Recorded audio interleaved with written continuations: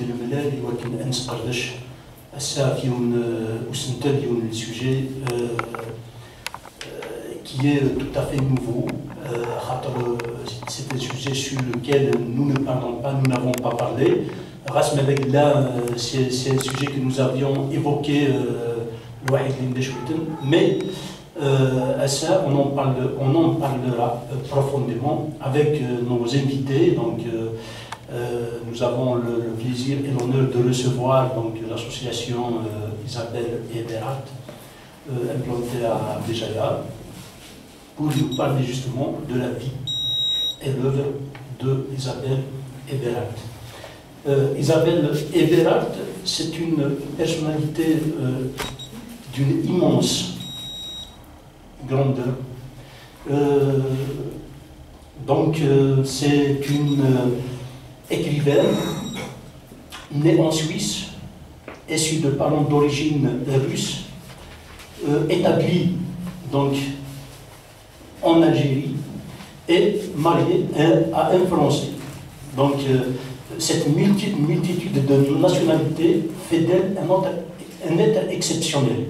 Donc pour nous présenter Isabelle Berat, vous êtes notre ami Zerali.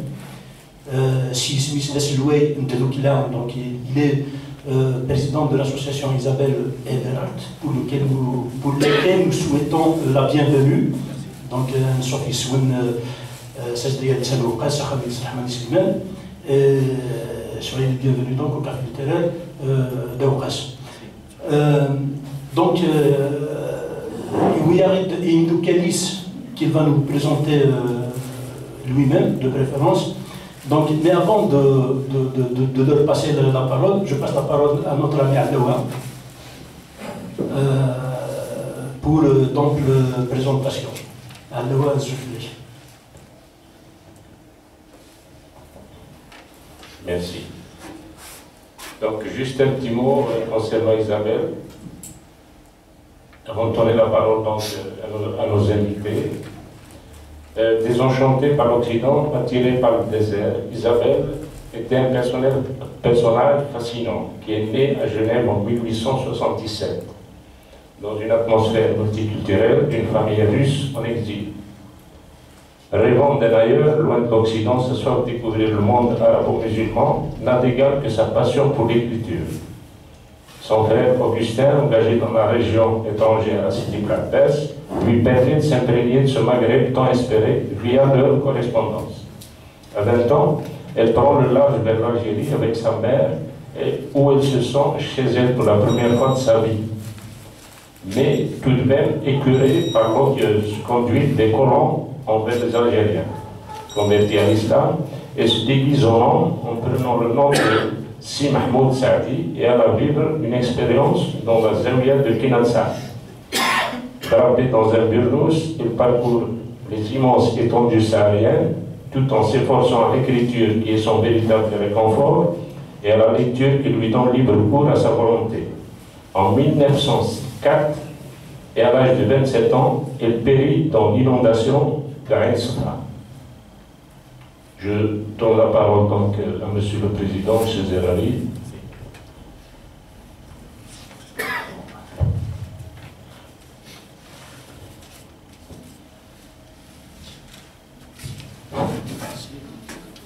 Donc,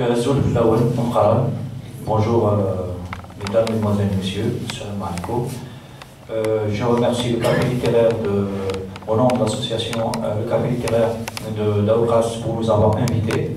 Et nous avons bien sûr répondu à cette invitation parce que cela fait partie de notre plan d'action. Nous avons un plan d'action annuel et il est prévu dans ce plan d'action qui est déposé au niveau de toutes les instances locales, la participation à divers cafés littéraires.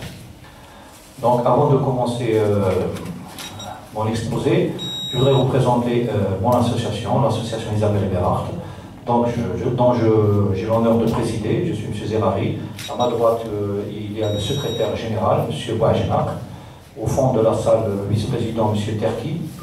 Et à ma gauche, la demoiselle Iman Wali, qui va participer aujourd'hui pour la première fois à nos côtés pour lire des citations d'Isabelle Eberhardt.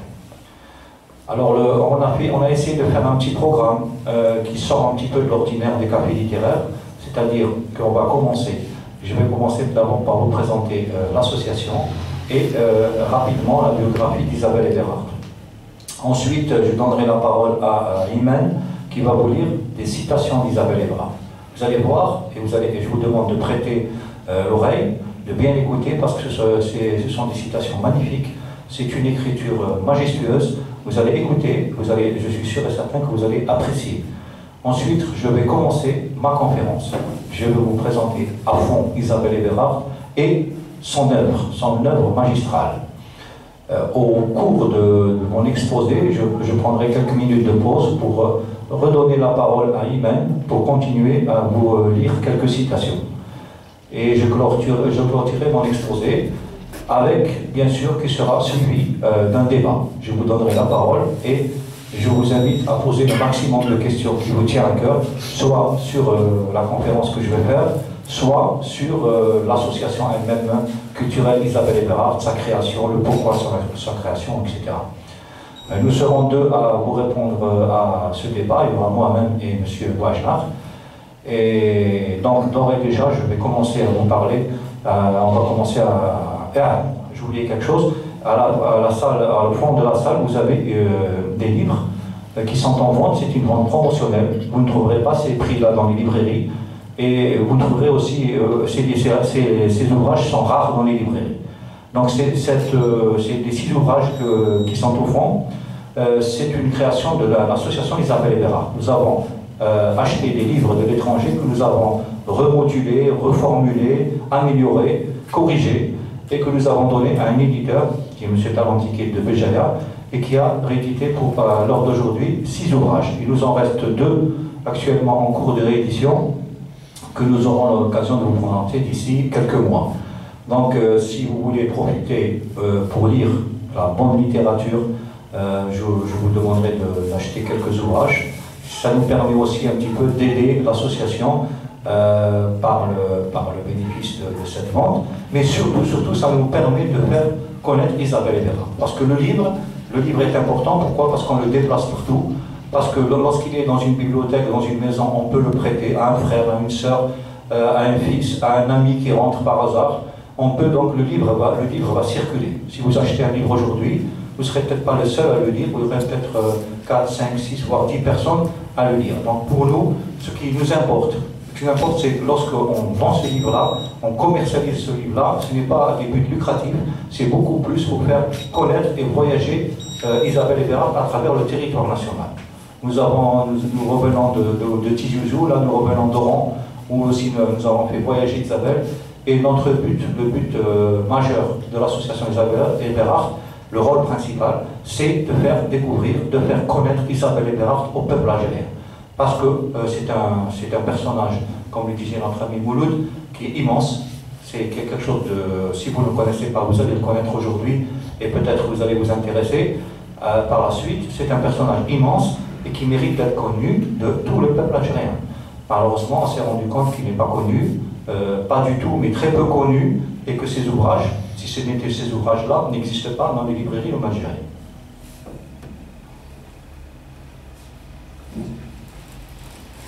Donc, l'association culturelle pour la recherche, dans le nom exact de notre association culturelle n'est pas Association culturelle Isabelle Eberhardt, c'est un condensé pour aller plus vite. Sinon, notre dénomination, c'est Association culturelle pour la recherche et la vulgarisation des œuvres d'Isabelle Eberhardt.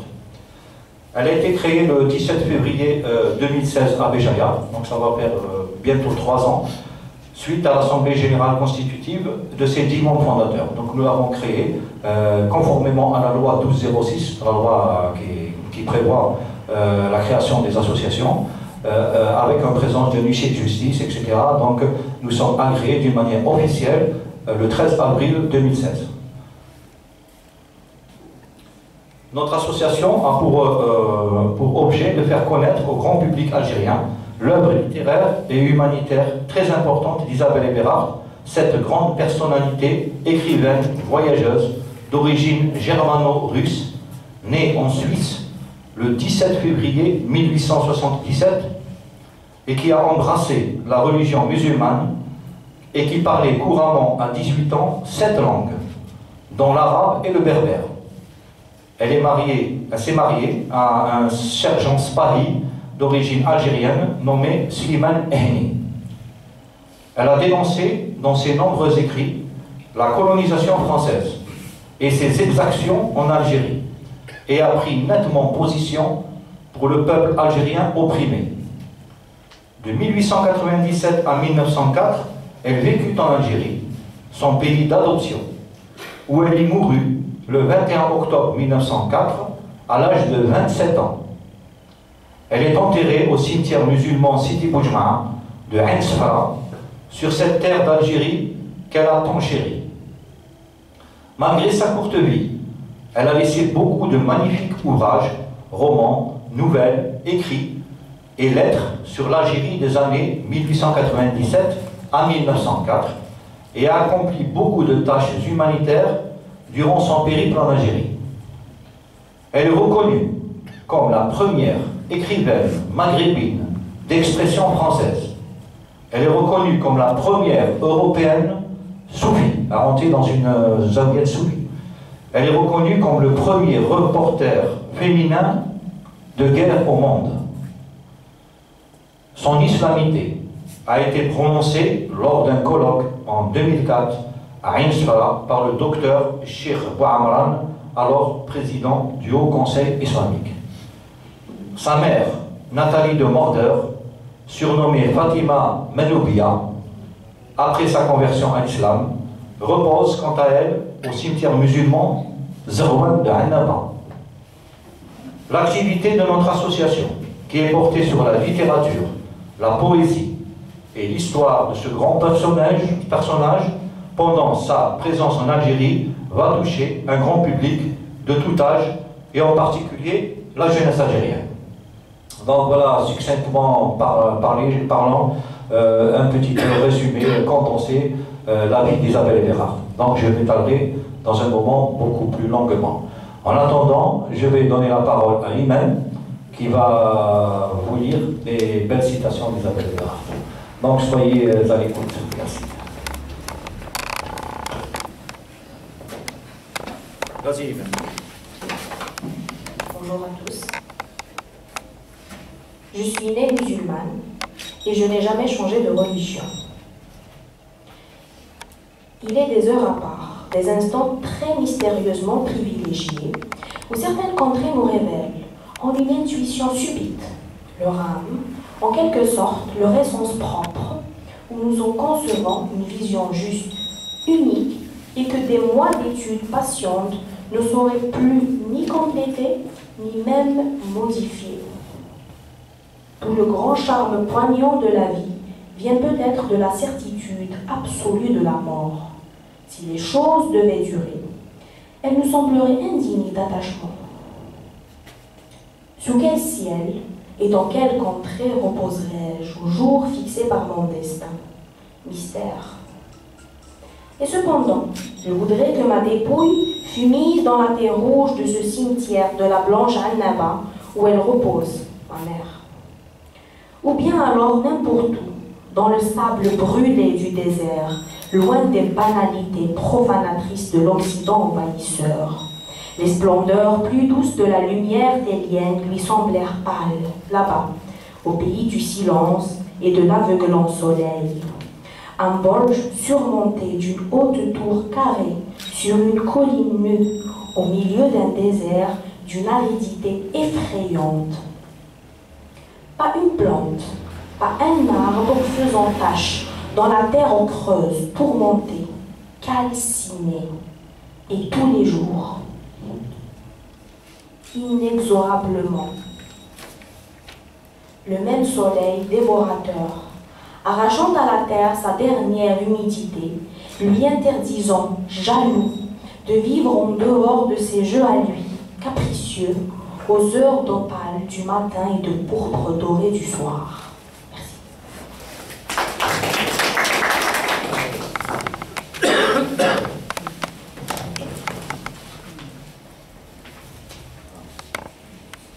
Donc je pense que vous avez apprécié ces premières citations.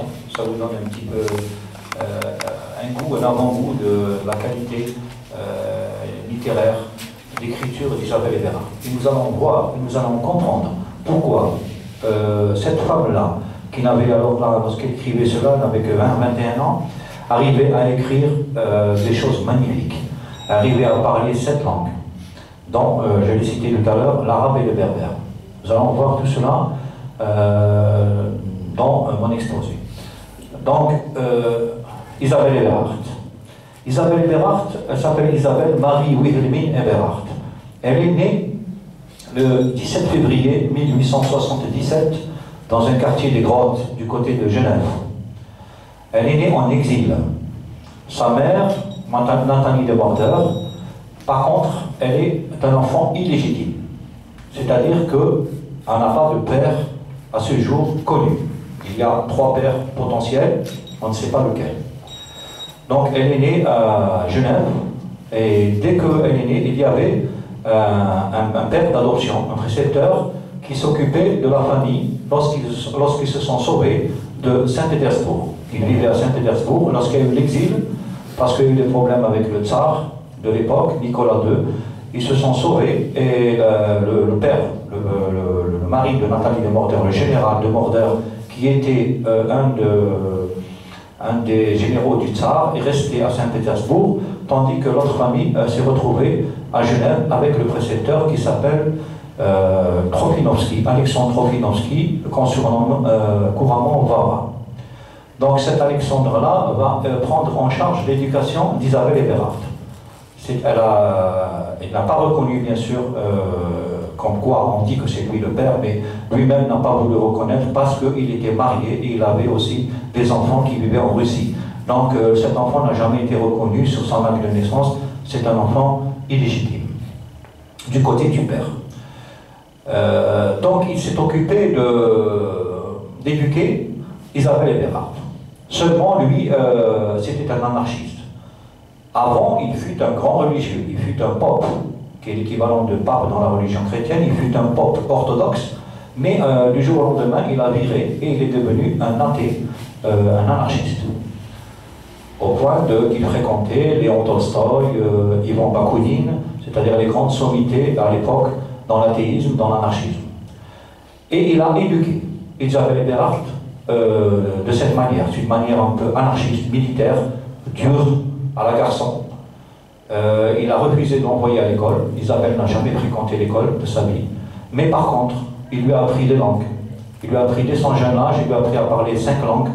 Déjà de l'âge de 10 ans, elle parlait environ 5 langues.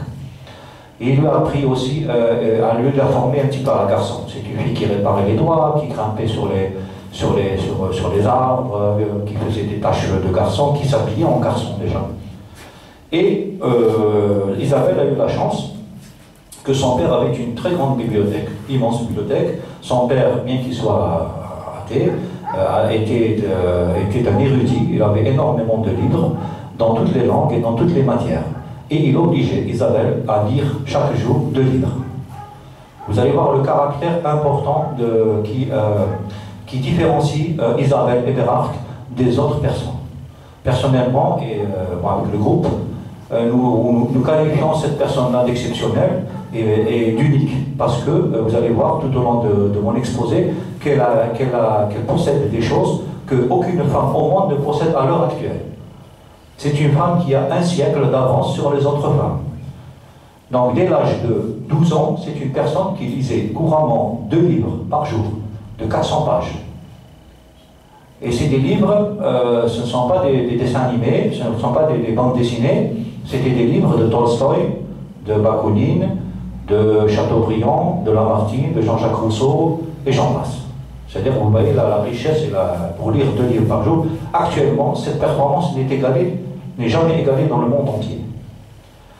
Elle lisait pas seulement, uniquement ces gens-là, c'est qu'elle lisait aujourd'hui en français, le lendemain en allemand, le surlendemain en russe. Elle lisait la philosophie, elle lisait les sciences naturelles, elle lisait la géographie, elle lisait la botanique. Vous imaginez ça, un enfant de 12 ans lire tout ça chaque jour. automatiquement, ça a généré, qu'est-ce que ça a généré? Ça a généré un savant, c'est-à-dire c'est quelque chose qui va, quand on emmagasine autant d'informations dans sa jeunesse, à l'âge de 15-16 ans, cet enfant était déjà surdoué, au point où elle a continué à rajouter d'autres langues pour arriver à 8 langues. Certains biographes parlent de 10 langues. Elle a découvert l'Algérie, à travers ses lectures, qu'elle a découvert l'Algérie. Elle a lu des auteurs qu'on appelle les orientalistes, qui sont venus. Je vais citer par exemple Pierre Loti, qui est un de ses meilleurs auteurs. Il y a Eugène Fromentin, il y a Guy de Maupassant, Théophile Gautier, André Gide. Ça, ce sont ce qu'on appelle des orientalistes. Ce sont des gens qui ont parlé de l'Algérie. Et donc Isabelle Eberhard est tombée amoureuse déjà par ses lectures de l'Algérie sans la connaître. De surcroît, elle a eu la chance, qu'a signalé notre ami tout à l'heure dans sa première lecture, d'avoir Augustin et ensuite Nicolas, qui sont ses deux demi-frères, qui ont été affectés dans la Légion étrangère en Algérie, comme militaires dans la Légion étrangère. Donc, se retrouvant à Sidi Bel Abbès et l'autre à Saïda, ils avaient une correspondance nourrie avec Isabelle, et ils décrivaient à Isabelle les beautés de l'Algérie. Donc, Isabelle, en plus de ses lectures et de ses correspondances, elle avait encore un autre correspondant, c'était un capitaine de l'armée française, qui lui aussi lui indiquait, qui lui demandait de venir, qui lui décrivait aussi les beautés de l'Algérie. Et il y avait un Tunisien qui s'appelait Ali Abdelouab, avec lequel aussi elle avait des relations, des écritures, tenez-vous bien, en langue arabe. Dès l'âge de 16-17 ans, elle écrivait avec Ali Abdelouab en arabe, et lui aussi, de Tunisie, il lui demandait de venir voir l'Algérie, la Tunisie, donc le Maghreb. Au point où, à travers ses lectures, ses correspondances, etc., elle est arrivée à écrire un livre qui s'appelle Vision du Maghreb. À l'âge de 17 ans, elle écrit un joli livre de, je ne sais pas, 30-40 pages, et qui décrit à la perfection l'Algérie sans y avoir jamais mis le pied. Elle le décrit peut-être mieux que nous, si moi j'ai l'occasion de le lire. Elle décrit l'Algérie dans le détail du détail sans avoir jamais mis les pieds. Ensuite, elle le fera encore mieux lorsqu'elle viendra en Algérie. Sachant qu'elle allait venir en Algérie, parce qu'elle voulait venir en Algérie, elle était tombée amoureuse, et pas seulement de l'Algérie, mais aussi de la religion musulmane. Parce que c'était une athée, elle a été élevée dans l'athéisme total, et elle sentait, elle avait besoin d'avoir une religion, un Dieu quelque part. Elle a besoin d'avoir une attache, elle se sentait mal à l'aise dans cet athéisme, et à travers ces lectures-là, elle s'est aussi portée vers la religion musulmane. Pour cela, elle avait un correspondant à Paris qui s'appelle Cheikh Abou Nadara, avec lequel elle écrivait, et elle est rentrée aussi spirituellement, elle est rentrée déjà en avance un peu dans la religion musulmane. Donc, sachant qu'elle allait venir en Algérie, elle attendait l'occasion pour venir en Algérie, elle va faire 3 ou 4 choses qui vont l'aider durant son séjour en Algérie. La première des choses, elle va apprendre l'arabe, perfectionner son arabe. Elle a perfectionné magistralement, elle parlait et écrivait l'arabe couramment. Ensuite, elle va apprendre le berbère. Pour cela, elle va aller à la chaire orientale de Genève, chaire des langues orientales, et elle va apprendre et parler couramment le berbère. Elle va apprendre des cours de dessin. C'est-à-dire, elle s'est dit que lorsque je traverserai l'Algérie, j'aurai à apprendre des croquis, des dessins, et donc elle apprend à dessiner. Et en quatrièmement, elle apprend le Coran, elle lit et apprend le Coran par cœur.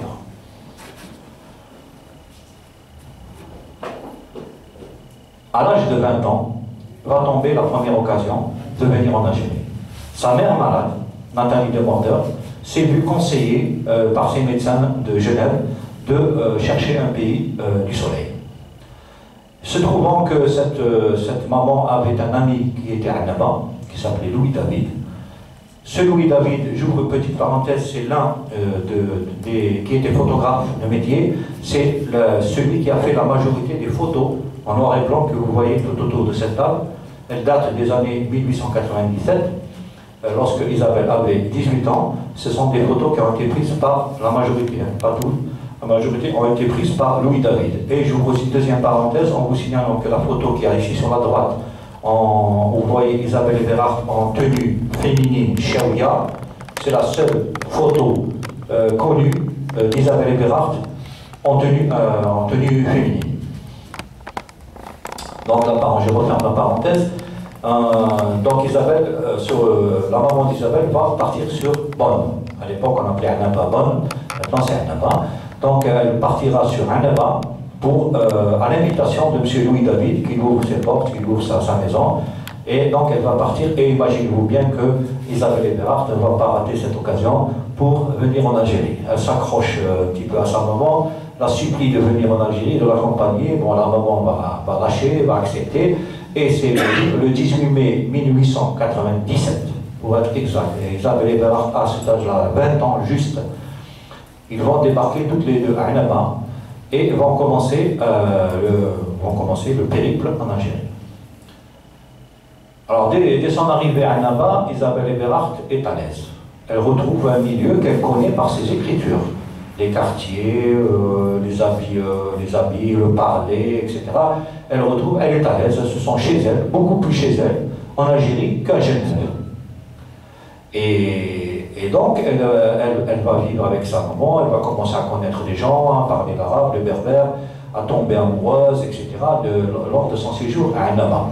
Malheureusement, avant de dire malheureusement, Isabelle Eberhardt, elle habitait, lorsqu'ils sont tombés à Annaba, ils habitaient dans un quartier riche. Monsieur Louis David était riche, il habitait un superbe appartement dans les quartiers riches. Et Isabelle Eberhardt détestait cette forme de vie à la riche, avec les colons, avec les Français de l'époque et tout. Elle voulait vivre avec le peuple algérien et a demandé et exigé de sa mère de quitter le logement pour aller habiter dans les quartiers, disons les quartiers populaires. C'est ce qui a été fait, donc elle est partie tout de suite dans les quartiers populaires et s'est trouvée beaucoup plus à l'aise. Beaucoup plus à l'aise que là où elle était dans une superbe villa. Et alors, j'ouvre une deuxième parenthèse, c'est qu'à Genève, elle vivait dans une villa, c'est presque un château. C'est une famille aristocratique. Donc elle a laissé tomber son aristocratie, sa richesse, son parler, tout ça pour venir vivre en Algérie. Et vous allez voir comment elle va vivre misérablement, pieds nus, elle va dormir dehors, elle ne va pas manger pendant des jours, etc. Elle a préféré cela que de rester à Genève.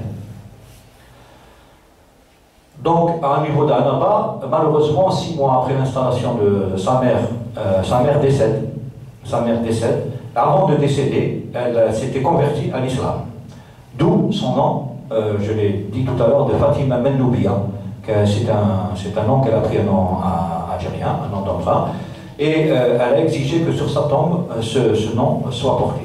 Donc aujourd'hui, au cimetière Sidi Zarwan de Annaba, il y a la tombe de Nathalie de Morder avec l'inscription dessus Fatima Mennoubia.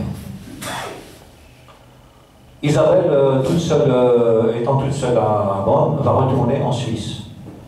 Où elle va vivre 1 an et demi pour s'occuper de son beau-père ou son père adoptif qui était malade. Donc elle va s'occuper de son beau-père jusqu'à ce qu'il décède en début 1899. Et là, elle va revenir, sachant qu'elle n'a plus d'attache en Suisse, elle va revenir en Algérie. Et là, elle va faire son premier périple. Elle débarque, encore une fois, elle débarque à Tunis, cette fois-ci, où elle va rencontrer son correspondant, Ali Abdeloueb. Elle va visiter la Tunisie pendant quelques mois. Elle va rester à Tunis, elle va descendre sur Monastir. Et là, elle va écrire aussi de très jolies nouvelles, dans une qui s'appelle Heure de Tunis. Et elle décide de rentrer en Algérie par la frontière tuniso-algérienne. Elle rentre en Algérie, elle va sur Biskra et elle va descendre jusqu'à Tougourt, et de Tougourt, elle va rentrer sur l'Oued. Ça sera sa première vision du sud algérien qu'elle voulait connaître à tout prix à travers ses lectures. Donc elle découvre véritablement la beauté du sud et elle va appeler l'Oued la ville aux 1000 coupoles. Parce que c'est vrai, si vous voyez l'Oued, si c'est plein de coupoles, c'est elle, Isabelle, qui a surnommé l'Oued la ville aux 1000 coupoles, et c'est resté jusqu'à nos jours. Donc elle va rester un petit peu à Ouedsouk. Et puis elle doit rentrer encore une fois en Suisse pour des histoires d'héritage. Parce que la maison était en vente, etc. Il a fallu qu'elle rentre pour toutes ces histoires-là. Mais ne va pas rester longtemps avant de revenir en Algérie. Elle revient en Algérie vers les années 1900. Et en direction directement, elle descend directement sur l'Oued Souf. Là, elle va connaître son futur mari, qui s'appelle Slimane Yahni, qui est un sergent de l'armée française, qu'on appelle des Spahis, c'est des sergents de cavalerie. Elle va tomber amoureuse de ce Slimane Yahni, qui est d'origine constantinoise. C'est un pur arabe du quartier de Sidi Mbrouk. Seulement, à l'époque, son père était dans l'armée française, lui était dans l'armée française, la nationalité algérienne n'existait pas à l'époque, donc il était français de facto, puisqu'il était dans l'armée française. Vous allez voir à quoi ça va servir plus tard. Donc il tombe amoureux, et alors là, il va se passer quelque chose de très important dans la vie d'Isabelle Eberhard, c'est qu'elle va rentrer dans une zaouia. L'Oued Souf, pour la première fois, Oued Souf, une confrérie qu'on appelle la confrérie de Qaderia, qui est la plus grosse confrérie soufie en Afrique du Nord, mais qui est aussi la seule confrérie qui s'oppose à l'armée française, à la présence du colon, de la colonisation ou de l'armée française en Algérie, à l'instar des autres qui avaient fait plus ou moins allégeance. Elle rentre dans cette confrérie déguisée en homme. Parce que j'ai peut-être oublié de vous dire une chose, c'est que durant son périple de Annaba, de Tunisie, lorsqu'elle rentre en Algérie sur Iskra, et la première fois lorsqu'elle rentre aussi sur le Souf, elle se travestissait en homme, en bédouin. Vous avez une photo ici sur la gauche, et elle se travestissait et traversait, donc était sur un cheval, et ça faisait appeler si Mahmoud Saadi. Donc quand elle est rentrée dans la zaouia de Qaderia de Guemmar, pour être plus exact, c'est juste à côté de l'Oued Souf, elle rentre et elle se présente au shir, Sidi Hachmi, elle se présente à ce shir-là et commence à discuter avec lui et finit par lui avouer que c'est une femme. Or, à l'époque, la femme est interdite de citer dans les zaouïas, les confréries. Il n'y avait pas de femme. À l'exception de certaines zaouïettes où il y avait des patrons de zaouïettes. Dans la zaouïa de Ahmadiyya, par exemple, il y avait la Zineb, etc. Mais dans la zaouïa de Qaderia, il n'y avait pas de femme. Donc elle fait un aveu au shir, s'attendant bien sûr à être mise dehors dans le shir, mais durant les discussions qu'elle a eues, les discussions préliminaires avec ce shir-là, elle lui a expliqué qu'elle était venue de loin, qu'elle connaissait très bien le Coran, qu'elle voudrait rentrer dans la religion musulmane. Le shir a fait exception pour la première fois, et c'est là, comme je vous disais tout à l'heure, c'est la première européenne élection de soufisme. C'est-à-dire dans une congrégation, ou si vous voulez, dans une zaouia, en Algérie, même dans le Maghreb, c'est la première européenne qui est rentrée dans une zaouia. Elle a été acceptée à titre exceptionnel par le shir, et elle faisait partie de ce qu'on appelle les khwan. Les khwan, c'est les frères qui font partie de la zaouia. Elle est rentrée parmi eux, bien sûr, tout en étant toujours déguisée en homme. Le shir et son adjoint, qu'on appelle Muqaddam, étaient les seuls à savoir qu'Isabelle était une femme. Pour les autres, c'était un homme. Nous sommes en 1900. Donc, nous allons avancer un petit peu. Nous allons arriver en 1901. Donc, durant tout son séjour, bien sûr, c'est une femme qui faisait beaucoup d'actions humanitaires. Du genre, c'est elle qui traduisait tout au peuple, de l'arabe en français, du français en arabe, qui écrivait les lettres, qui rendait visite aux malades, qui soignait les malades qui se trouvaient à plus de 50 km. Elle avait ramené des médicaments de Suisse et elle allait guérir les populations nomades, les bédouins, sur place. Vous imaginez faire 50 km en plein désert sur un cheval tout seul, avec des médicaments, y aller et revenir sur le web. Je pense qu'actuellement, même avec les moyens que nous avons, on hésite de le faire. Eh bien, elle le faisait. Elle le faisait, c'est-à-dire de son plein gré. Donc, Al-Oued, elle va se marier. Al-Oued, elle a eu beaucoup de problèmes avec ce qu'on appelait les bureaux arabes. C'est-à-dire, c'est les bureaux de la colonisation française avaient installé ce qu'on appelle les bureaux arabes, et elle était très surveillée. Pourquoi elle était surveillée? Parce qu'elle avait commencé à écrire les nouvelles que nous avons ici dans ces livres-là, où elle dénonçait les exactions et les dépassements de l'armée française, les spoliations des terres, Tout ça, elle l'écrivait dans les livres. Vous avez le premier livre qu'elle a écrit quand elle était dans la région de l'Ouest, c'est ce livre-là qui s'appelle Au pays des sables, qui est magnifique. Là, vous avez, c'est un recueil de nouvelles dans lesquelles elle va vous dénoncer carrément la colonisation française, alors qu'elle était surveillée. Elle était là, surveillée, et qu'elle n'était pas française, elle était russe. Il faut le faire. Hein. Et donc, elle s'est mariée. Elle a voulu se marier, elle s'est mariée d'une manière religieuse, avec Slimane Henni, auprès du Cheikh Lajmi. Elle se marie d'une manière religieuse, Raoul Fatiha, etc. Tout s'est bien passé, seulement l'armée française, bon, disons plutôt le bureau arabe, a refusé de lui délivrer un acte de mariage. Parce que pour eux, c'est un blasphème, c'est quelque chose d'outrageant, qu'une Russe, une Européenne épouse un Arabe, etc. Pour eux, c'était un scandale, c'était scandalisant. Au point où ils ont créé beaucoup de problèmes. Et malgré cela, elle a tenu à rester mariée avec ce monsieur, mais n'avait aucun papier.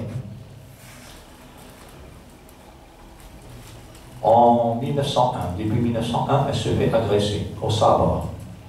Lors d'une tournée avec Sid Hachmi, ils allaient partir sur la Tunisie. Il y a un agresseur qui l'agresse au sabre, qui la blesse très sérieusement, mais qui ne la tue pas.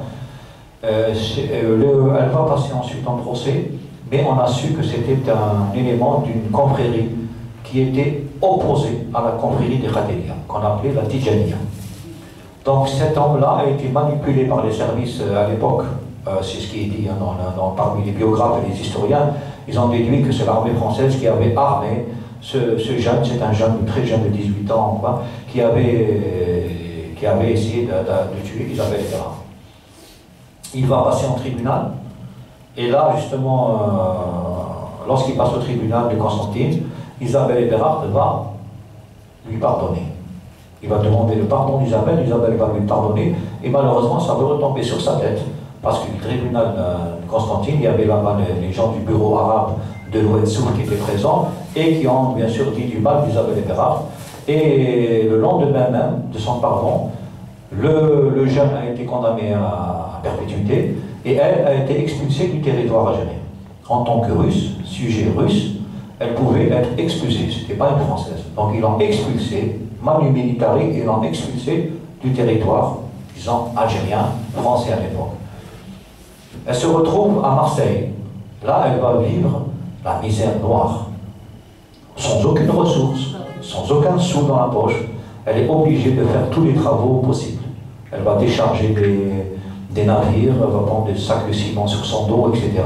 Elle va fumer des feuilles de platane roulées, parce qu'à l'époque, elle fumait, donc là, elle a fumé que des feuilles des arbres. C'est tout ce qu'elle a trouvé, la pauvre. Et elle va vivre donc 6 mois à Marseille. Elle va vivre, je crois que, et tous les historiens sont d'accord, de dire que c'est le moment le plus difficile de sa vie. C'est son passage à Marseille en 1901, c'est-à-dire en début 1901, jusqu'au moment où, ils ont eu une idée, c'est de faire venir, elle a connu un capitaine à l'époque, qui a fait venir son mari, Slimane Henni, qui se trouvait dans un bataillon à Besna. Elle a pu le faire muter dans un bataillon à Marseille.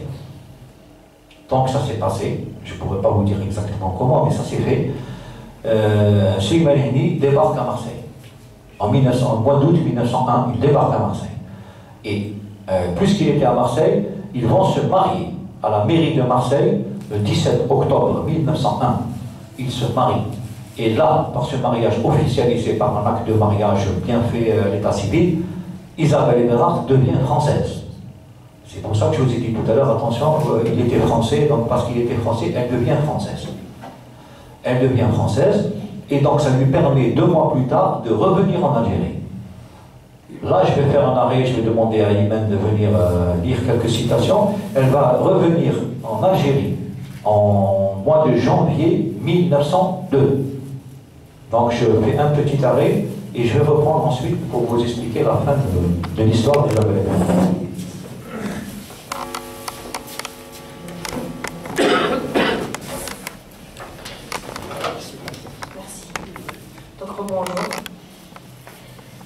Je ne suis qu'une originale, une rêveuse qui veut vivre loin du monde, vivre de la vie libre et nomade, pour essayer ensuite de dire ce qu'elle a vu et peut-être de communiquer à quelques-uns le frisson mélancolique et charmé qu'elle ressent en face des splendeurs tristes du Sahara. Nomade j'étais, quand toute petite, je rêvais en regardant les routes.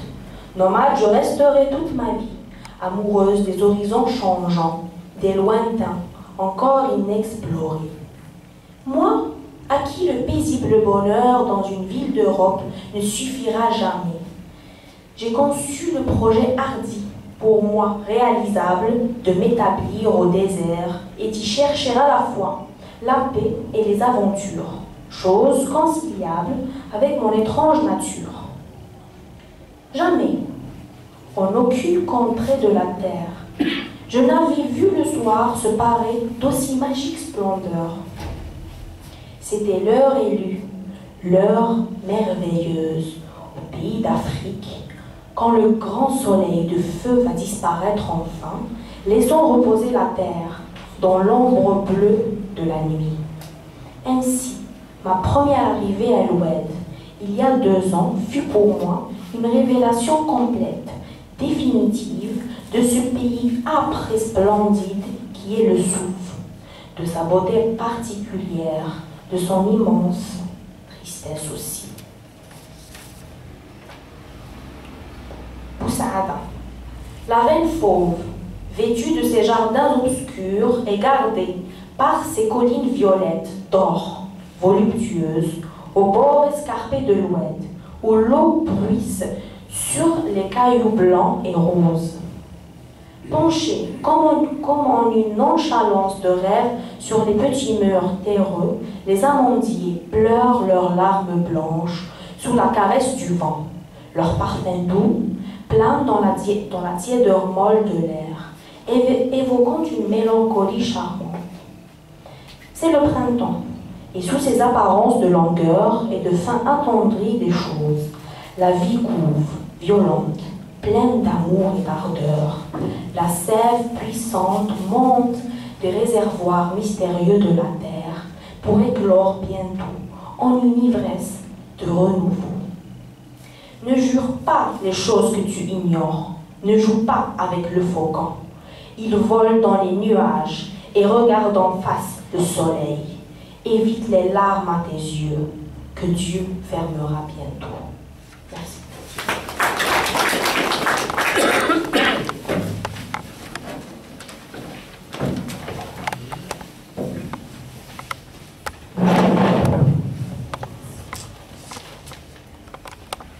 Donc merci Iman pour ces très belles citations. J'espère que vous avez apprécié la qualité de l'écriture d'Isabelle. Donc tout cela on le retrouve dans les livres, c'est dans les nouvelles que nous avons puisé ces citations, mais ce ne sont pas les seules citations. Elle a écrit, c'est une femme qui a écrit durant sa courte vie. Elle a vécu 27 ans, mais elle a commencé à écrire, disons, pendant 7 ans à peu près, avec des intervalles où elle n'a pas écrit du tout quand elle est partie en Suisse. Donc, disons, en 5 ans, peut-être 4-5 ans, elle a écrit 2000 pages. 2000 pages, elle a écrit 2000 pages sur l'Algérie uniquement. Voyez-vous bien, elle n'a pas écrit autre chose sur la Suisse, sur l'Italie. Elle n'a écrit que 2000 pages sur l'Algérie et sur la beauté de l'Algérie, les traditions, les coutumes, les us de l'Algérie. Et c'est extrêmement beau, c'est-à-dire pour quelqu'un qui ne connaît pas le désert, qui ne connaît pas les traditions encore, il y en a beaucoup dans le nord, on ignore beaucoup ce qui se passe, et surtout ce qui se passait en 1900 dans le sud. Vous allez apprendre beaucoup de choses, énormément de choses, en lisant Isabelle Eberhard.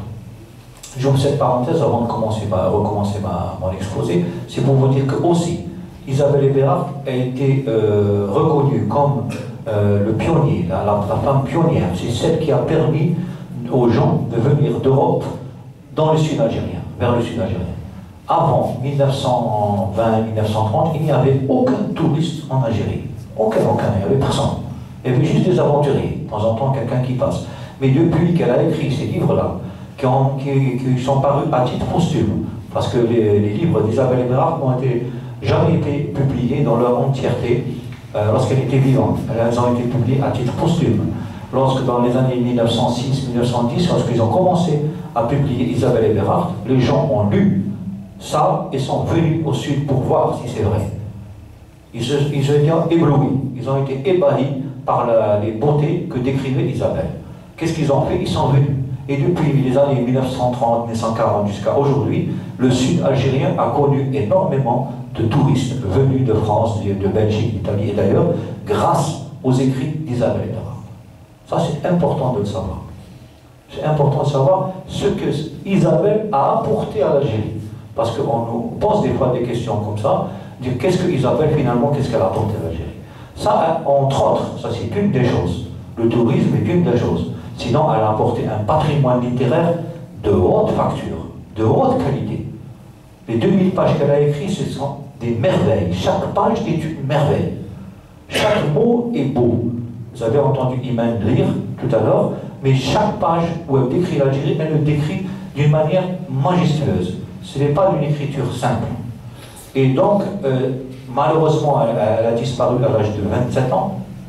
On va s'imaginer ensemble si elle avait vécu 70 ou 80 ans. Et là, c'est l'âge. On aurait eu quelque chose c'est sûr qu'elle serait restée en Algérie et on aurait eu quelque chose de magnifique, d'autres écrits, d'autres... malheureusement, bon, Dieu a voulu qu'elle disparaisse à 27 ans, en nous laissant 2000 pages, attention, tenez-vous bien, ce sont 2000 pages qui sont retrouvées. Parce qu'il y a une grande partie qui est partie, je vous ai raconté tout à l'heure l'histoire, dans l'inondation, là où elle est décédée. Il y a une grosse partie de son œuvre qui a disparu. On ne la retrouvera jamais. Cette fois-ci. Donc je vais continuer, nous sommes en 1902, je vais reprendre et on va terminer. 1902, c'est là où elle revient en Algérie pour y rester pour de bon. Donc elle va vivre 1902, 1903, 1904. Elle va vivre 3 années pleines en Algérie sans jamais repartir ni en Suisse ni ailleurs. Et alors là, elle va faire aussi un périple un peu différent du premier. Elle va être affectée dans le nord. Elle va trouver un écrivain, plutôt un mentor, un patron de journal Akhbar, qui s'appelle Victor Barucan. Ce monsieur Victor Barucan va l'engager comme journaliste et Victor Barucan se trouvait être à Alger. Donc elle va monter sur Alger, elle va rester sur Alger, elle va rester ensuite sur Ténès, là où son mari a été affecté comme interprète.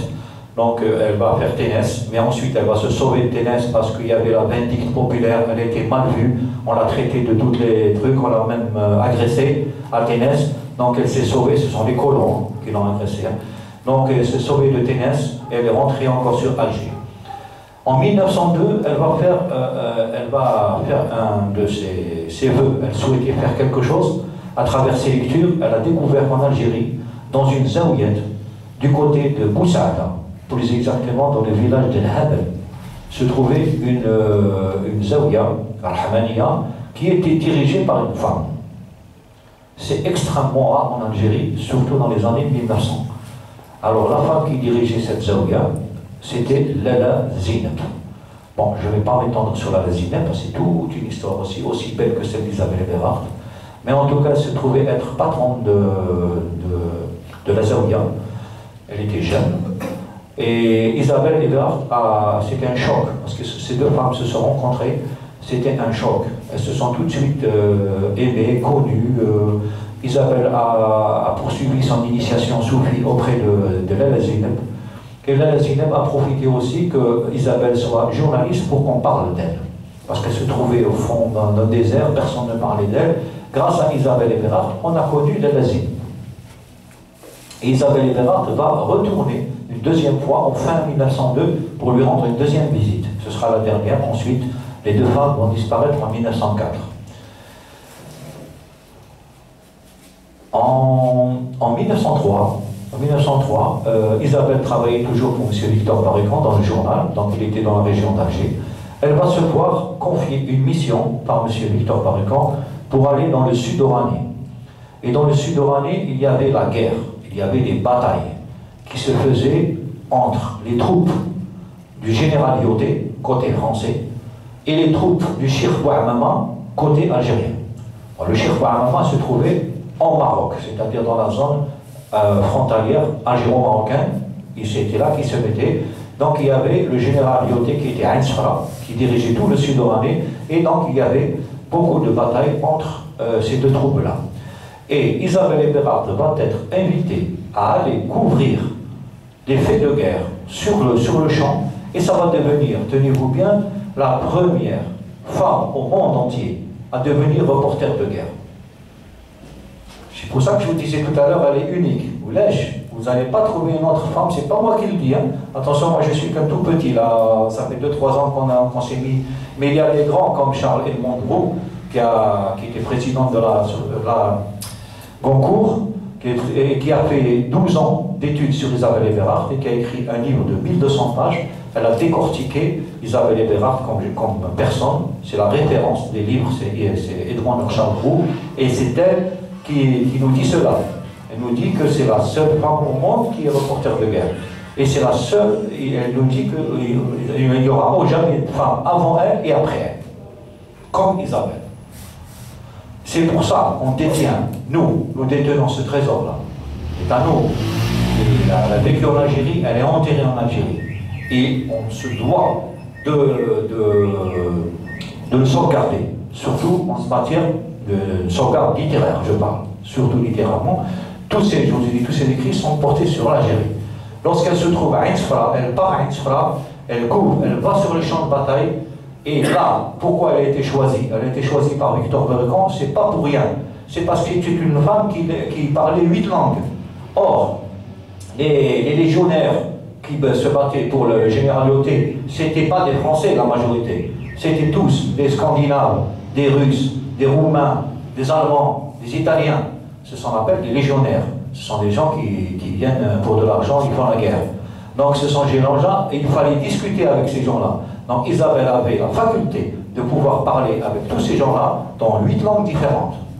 Et elle allait sur les champs de guerre, là où il y avait des blessés, et elle discutait avec ces blessés, et elle allait aussi à l'hôpital d'Ain Sfra militaire, où il y avait aussi des blessés, et elle faisait des nouvelles. Elle écrivait des nouvelles de ce qu'elle voyait, et elle rendait compte donc à son patron de journal. Donc je répète, c'est la première femme reporter de guerre au monde. Et là, elle va descendre. En 1903, lorsqu'elle finit sa mission, il y a eu une accalmie, donc elle va descendre, elle va profiter pour aller sur Khenatsa. Khenatsa, à l'époque, était une ville marocaine. Aujourd'hui, c'est une ville algérienne depuis la découpe de 1956. Elle va à Khenatsa pas pour rien, parce qu'elle entend dire qu'à Khenatsa, il y a la plus grosse communauté, la plus grosse zaouia d'Afrique du Nord, Rahmaniya. Non, pardon, Khatilia. C'est la zaouia de Khenatsa. C'est un qsar, c'est beaucoup plus qu'une zaouia, c'est tout un qsar où à l'intérieur il y a une zaouia détenue par un shir, dit Shir Sidi Ibrahim, qui est une sommité à l'époque, une sommité reconnue dans tout le Maghreb.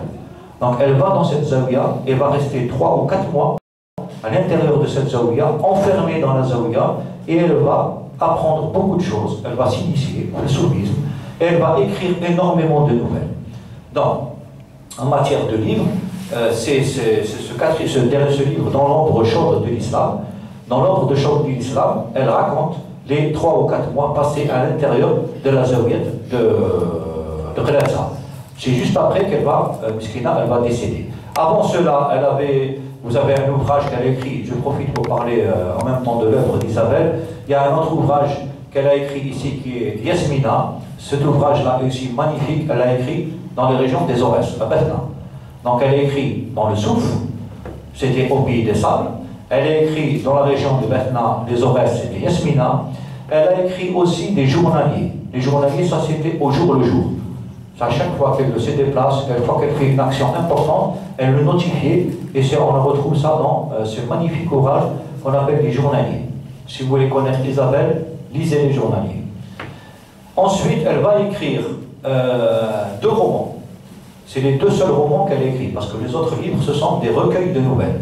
Mais ça, ce sont des romans. Alors, vous avez le Trimardeur et Rahim.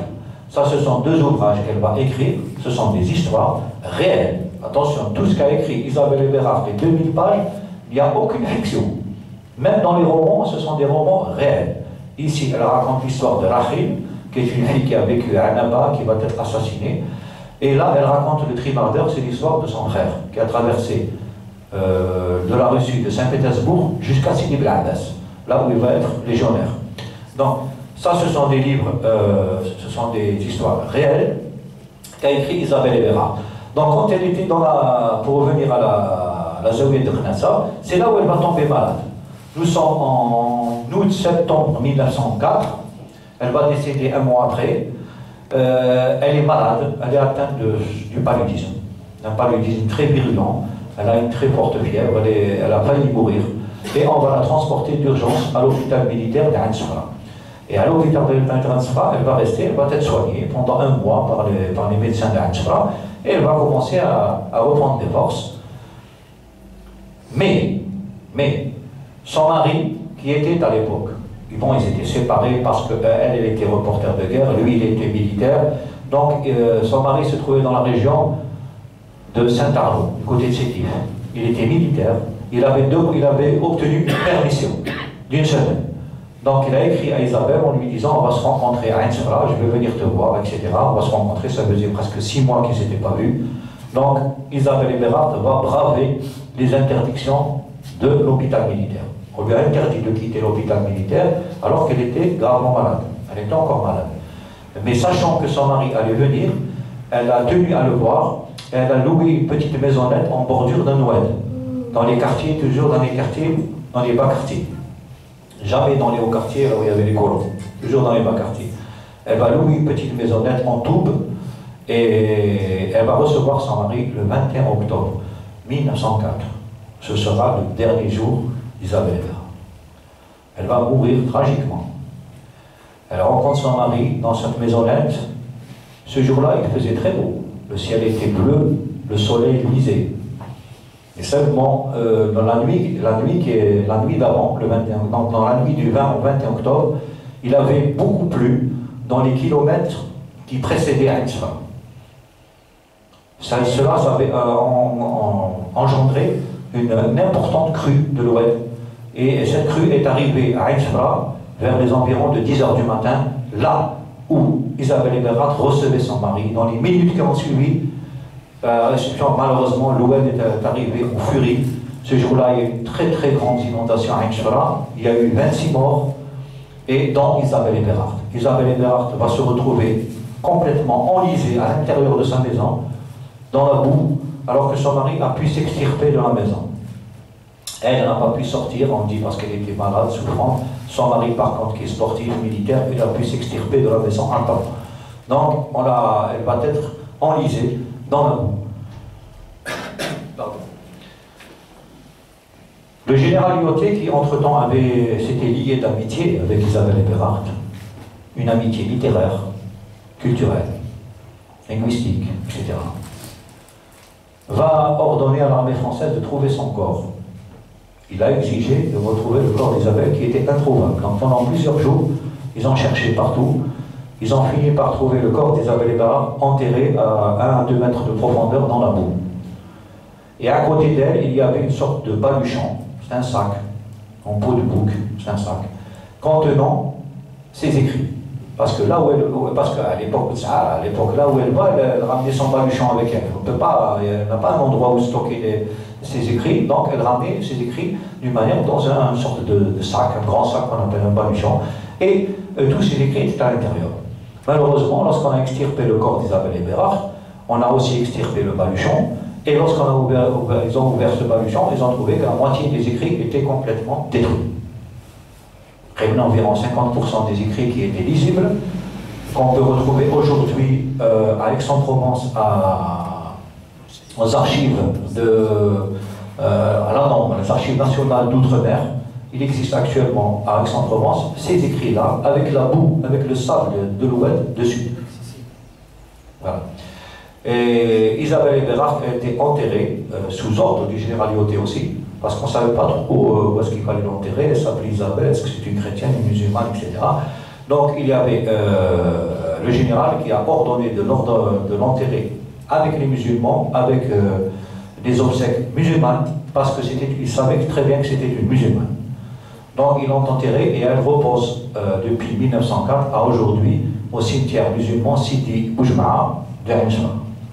Sa tombe est visitée, a été beaucoup visitée dans les années qui ont suivi sa disparition, et elle est toujours visitée de nos jours. C'est un passage obligé pratiquement pour ceux qui vont dans la région d'Ansar. Voilà un petit peu comment qu'a fini Isabelle Eberhard tragiquement dans la boue. C'est vraiment c'est très dommage d'avoir perdu une écrivaine comme ça. Une écrivaine qui fait, je le dis et je le redis encore, qui fait partie de notre patrimoine. C'est pour ça, je ne vous ai pas dit au départ, mais la création de l'association Isabelle Eberhard va dans ce sens-là. On s'est rendu compte, lorsqu'on a créé au début, c'est moi-même qui l'ai créé avec un ami, lorsqu'on s'est rendu compte que c'était un personnage aussi important que celui que je viens de vous décrire, et qu'il n'existait pas de livre, il n'existait pas de traces en Algérie, on a décidé de créer cette association pour parler d'elle, pour communiquer le message qu'elle a communiqué à travers ses écrits, à travers sa littérature. Pour nous, elle fait partie d'un patrimoine culturel algérien, elle fait partie aussi d'un patrimoine littéraire, historique et touristique. Alors, sur ce, je vous invite à un débat. Je termine donc mon exposé et je vous remercie de m'avoir écouté.